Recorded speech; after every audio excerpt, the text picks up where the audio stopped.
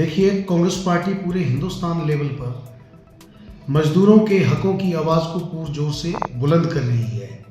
आप सभी जानते हैं कि मनरेगा में लगभग 25 करोड़ लोग जो है वो इनलिस्टेड हैं और 15 करोड़ के करीब जो है मजदूर जो है वो जॉब कार्ड धारक है। ये मसला जो है 15 करोड़ लोगों की मजदूरी का है और उनके जीवन यापन का है। भारतीय जनता पार्टी की ये बौखलाहट है कि आज भारतीय जनता पार्टी के तमाम नेता जो हैं चंबा में ये प्रेस कॉन्फ्रेंस करके कह रहे हैं कि कांग्रेस पार्टी जो है झूठ फैला रही है।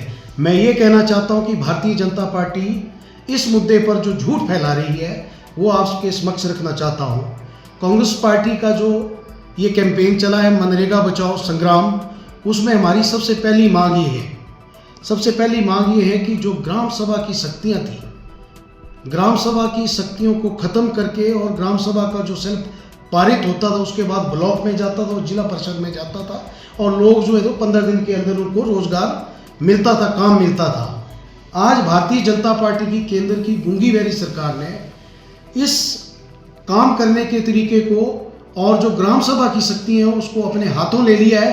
अब केंद्र की सरकार तय करेगी कि किस समय कहाँ पर कौन कार्य जो है वो मिलेगा, समय पर कार्य मिलेगा या नहीं मिलेगा। इसके साथ साथ भारतीय जनता पार्टी की केंद्र की सरकार ने कौन कार्य होगा, जैसे मनरेगा में ग्रामीण स्तर पर पहले कच्ची सड़कें बनती थी, कुएं बनते थे, तालाब बनते थे, कच्ची नलियां बनती थी या गांव के अंदर जो पक्की नलियां वो बनती थी। अब भारतीय जनता पार्टी की केंद्र की सरकार तय करेगी किस पंचायत में कब काम होगा और किस प्रकार के काम होंगे, और सीधे ही ठेकेदारी प्रथा जो है मनरेगा के बीच में लाने की कोशिश कर रही है।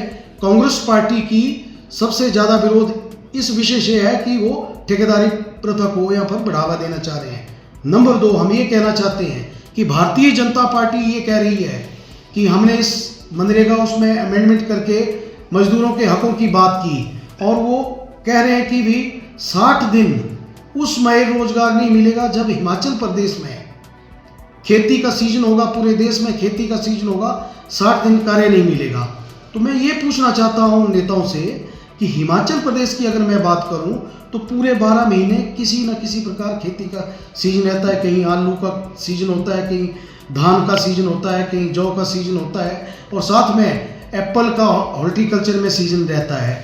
तो वो बताएं कि वो कौन सा फसल का सीजन होगा जिसमें 60 दिन के लिए रोजगार नहीं मिल पाएगा। तीसरा सबसे बड़ा जो मुद्दा है, जो बजट में कटौती की जा रही है, 60-40 का रेशो अन्य राज्यों में किया जा रहा है, 90-10 रेशो हिमाचल प्रदेश में हो रहा है बजट का। तो जब समय पर पैसा नहीं आएगा तो लोगों को किस तरह से पेमेंट्स का भुगतान होगा और रोजगार की गारंटी कैसी होगी।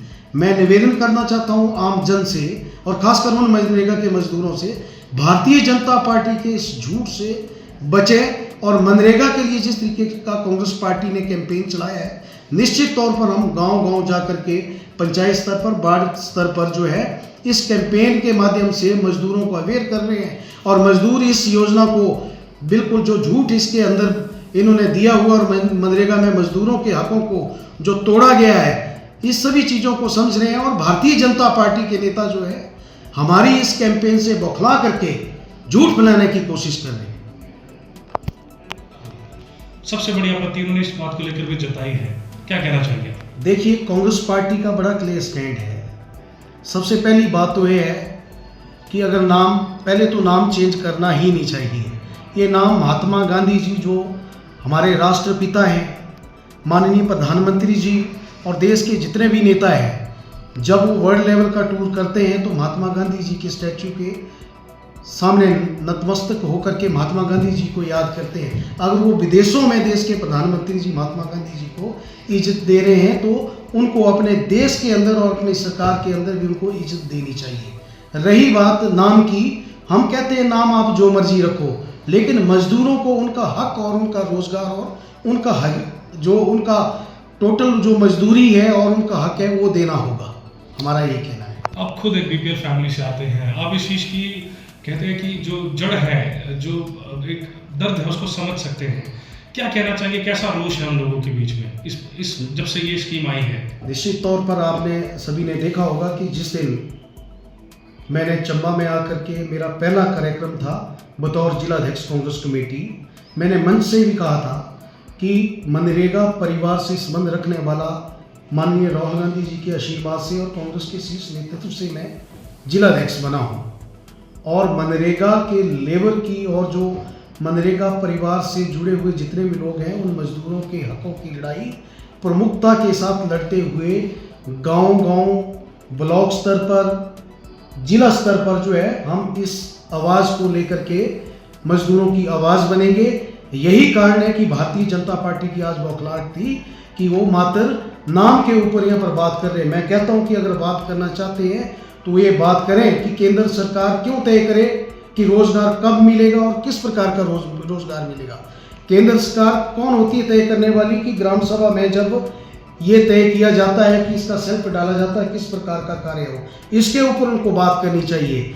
और उनको इसके ऊपर बात करनी चाहिए कि 60 दिन के अंदर 60 दिन जो रोजगार नहीं देने की बात है तो उस दिन उन 60 दिनों में हमारे जो मनरेगा के लेबर जो है वो क्या करेंगे। तीसरा सबसे बड़ा कि आप ठेकेदारी प्रथा को मनरेगा के अंदर घुसाने की कोशिश कर रहे हैं तो वो लेबर क्लास के जो लोग हैं मजदूर वो कहाँ जाएंगे। हमारा इतना ही कहना है।